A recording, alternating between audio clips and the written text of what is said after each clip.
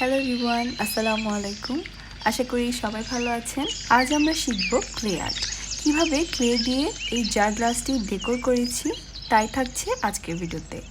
So let's begin. প্রথমে আমি নিয়েছি একটি গ্লাস জারটি আমি একটি ক্রকারিজ শপ থেকে নিয়েছিলাম। এটির প্রাইস 350 মতো ছিল। এরপর নিয়েছি ফেভিক্রিল, মোল্ডেড ক্লে। এগুলো আপনারা পেয়ে যাবেন Facebook page Ahbab বুকশপে।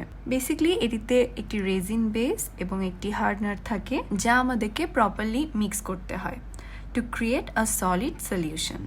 Always remember মিক্সচারটি খুব ভালোভাবে করতে হবে, আদারওয়াইজ আমাদের ওয়ার্কের ফিনিশিং ততটা ভালো হবে না। অলরাইট, গ্লাসের ঢাকনা নিয়ে নিব। মূলত আমাদের ক্লে আর্টটা ঢাকনাতেই করব। প্রথমে ঢাকনায় এভাবে ফেভিকল গ্লু লাগিয়ে নিব এবং এর উপর ক্লে এভাবে আঙ্গুল দিয়ে স্প্রেড করে একটা বেস ক্রিয়েট করে নিব। স্মুথ করার জন্য লাস্টে পানি দিয়ে এভাবে ফিনিশিং দিয়ে দিব। আমাদের বেস রেডি হয়ে যাওয়ার পর ছোট ছোট এলিমেন্টসগুলোকে মেক করা স্টার্ট করব। তাই অল্প অল্প করে ক্লে নিয়ে নিব, সাথে একটু পাউডার ছিটিয়ে নিব যাতে হাতে স্টিক না হয় এবং নিজেদের পছন্দ অনুযায়ী এলিমেন্ট মেক করব। সো প্রথমেই আমি তৈরি করে নিচ্ছি donut, because I love donut. যদিও আমি আগে ততটা সুইট পছন্দ করতাম না, কিন্তু এখন আমার কি হয়েছে আমি আসলে জানি না, আমার এখন ডোনাট পেস্ট্রি অনেক ভালো লাগে। সুইটসের মধ্যে আপনাদের কি কি পছন্দ কমেন্ট করে কিন্তু অবশ্যই জানাবেন। ডোনাট মেক করার পর ফেভিকল গ্লু দিয়ে এভাবে বেজের উপর ডোনাটকে বসিয়ে দিচ্ছি।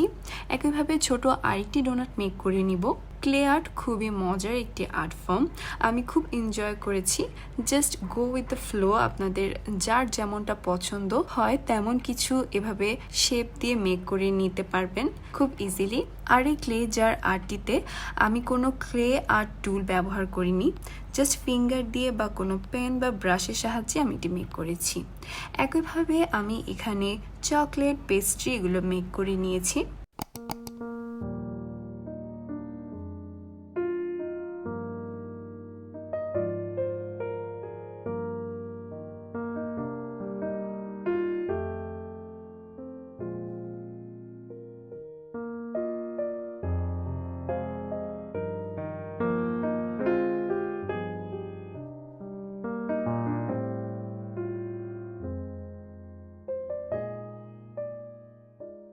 সবগুলো এলিমেন্ট মেক করার পর এটি প্রপারলি ড্রাই হওয়ার জন্য আমরা রেখে দিব কয়েক ঘন্টা। ড্রাই হয়ে যাওয়ার পর দেখতে এটি এমনটা লাগবে। ডোনাটের উপর আমি কিছু ছোট ছোট ক্লে স্প্রিঙ্কল মেক করে গ্লু দিয়ে বসিয়ে দিয়েছিলাম। এবার এটিকে কালার করার পালা, যার জন্য আমি বেস হিসেবে ব্যবহার করছি জেসো। আপনারা যে কোনো আর্ট ম্যাটেরিয়াল শপে পেয়ে যাবেন। আপনাদের কাছে যদি জেসো অ্যাভেলেবেল না থাকে তবে আপনারা হোয়াইট অ্যাক্রিলিক কালারও ব্যবহার করতে পারেন। জেসো আমি এখানে 2 থেকে 3 কোট অ্যাপ্লাই করে নিব। জেসো ড্রাই হয়ে যাওয়ার পর কালার করে নিব। কালার হিসেবে আমি এখানে ম্যারিজ অ্যাক্রিলিক কালার ব্যবহার করছি।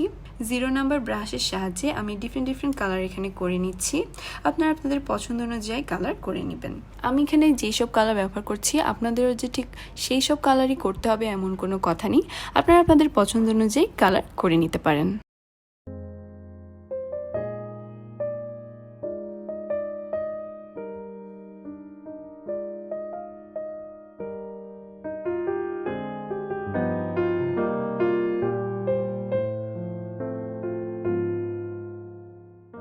কালার কমপ্লিট হয়ে গেলে ড্রাই হওয়ার জন্য রেখে দিব। কালার প্রপারলি ড্রাই হওয়ার পর কালারকে সিল করার জন্য ফেভিক্রিল মডপচ গ্লু ব্যবহার করব। এটিও আপনারা পেয়ে যাবেন আহবাব বুকশপে। আপনাদের কাছে যদি মডপচ গ্লু অ্যাভেলেবেল না থাকে তবে আপনারা নর্মাল ফেভিকল গ্লু ব্যবহার করতে পারেন। ফ্ল্যাট ব্রাশের সাহায্যে এখানে পুরো জারটিতে গ্লু লাগিয়ে নিব। গ্লু ড্রাই হওয়ার পর ভার্নিশ অ্যাপ্লাই করে নিব যেন কালার প্রটেক্টিভ থাকে। And yeah, that's it. So that is it for today's video. আপনারা এই জারটি অ্যাজ আ ডেকোর পিস ব্যবহার করতে পারেন বা কোনো সুইটস এর মাঝে রাখতে পারেন। আমি এটিকে অ্যাজ আ ডেকোর পিস হয়তো ব্যবহার করব। আশা করি আজকে ভিডিওটি আপনাদের ভালো লেগেছে। যদি ভালো লেগে থাকে তাহলে please like this video, to subscribe my channel. Comment করে অবশ্যই জানাবেন ভিডিওটি কেমন লেগেছে। দেখা হবে নেক্সট ভিডিওতে। Till then, take care, by.